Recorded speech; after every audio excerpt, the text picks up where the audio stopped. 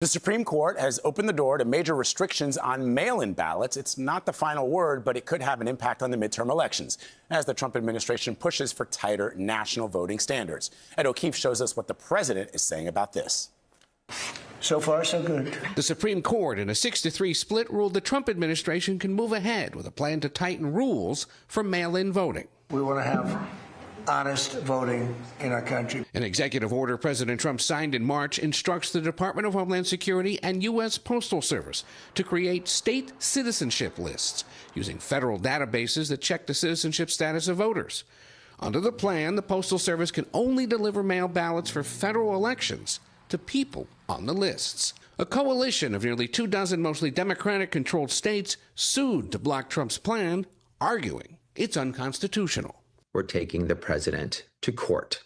But the Supreme Court said Monday the states sued too soon, writing Trump's executive order doesn't harm the states because it hasn't been implemented yet. The White House called the court ruling a major win for the security of American elections, but the court's conservative majority said just because the Trump administration can move ahead with its plan for now, it doesn't mean it will necessarily be lawful. The Constitution says who gets to set the time, place, and manner of elections. It's the states. CBS News legal analyst Jessica Levinson. I do think that there is a real question here as to whether or not the Trump administration is infringing on what is, as a first matter, the state's prerogative.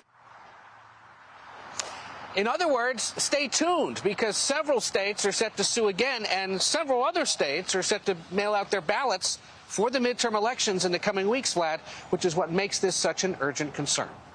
All right, you're down there in South Carolina, Ed. You're covering today's runoff vote to replace Senator Lindsey Graham on the ballot. What's the latest there?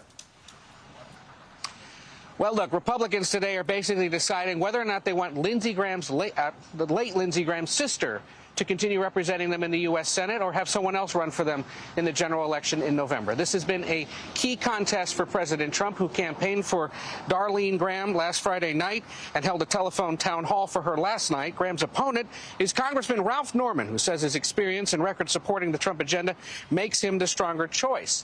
This race's momentum took a turn last week, though, when Graham was asked in a debate whether Taiwan and the South China Sea are key national security concerns.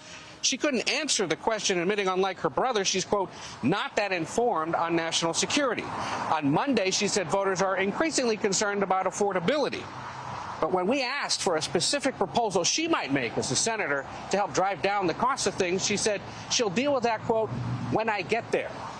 Thing is, she's been there since July. That's when she was appointed to the job. Vlad? Excellent point. Ed O'Keefe for us. Thank you very much, my friend. Appreciate it.